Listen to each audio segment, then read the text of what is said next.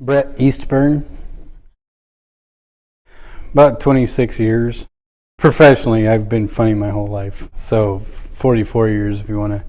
I think the first joke I wrote, and I didn't even mean to write a joke, but we were watching a documentary about a surgery that took like 18 hours.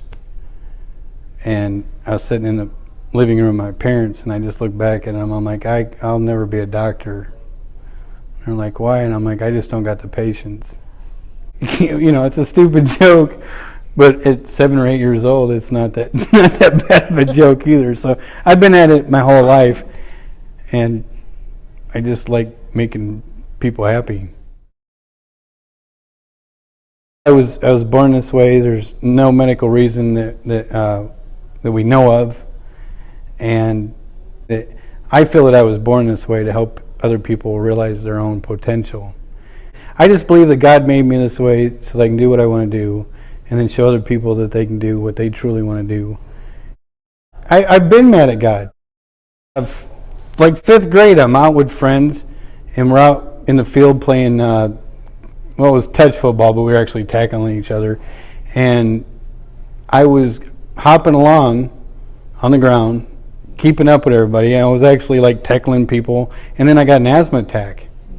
And I'm like, just livid mad. Like, how many governors are you going to put on me? And I was mad at God for a little bit about that.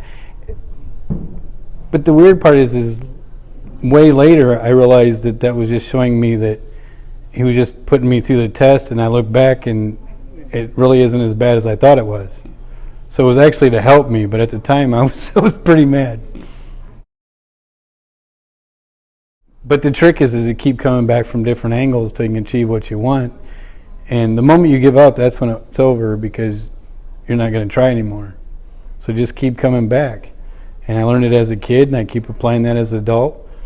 Failing in 7th grade, my wheelchair broke down, and I couldn't get around. And it took them a month to get me another electric chair. And believe it or not, I was born this way. So in 7th grade, it was the first time I've ever been or felt disabled. So it took to 7th grade before I even felt that way. I actually became suicidal and was that way for, I don't know, well, the 3 weeks or the last 2 weeks. And then I realized if I'm like a little rubber super ball, this is 7th grade mentality. If I hit rock bottom, what's a super ball do? Go up really fast. So I decided not to do that and waited it out, and as you can tell, I've been going up ever since. I guess, well, I got it from my parents. They're both funny and hardworking, loving people, and my whole family has a sense of humor.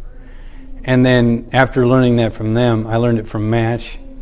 Like MASH, they're just in a really bad situation, and they would make jokes and just make as light of it as you can and move on. So whenever a situation gets bad, I just say something funny and figure out a way to deal with it and move on.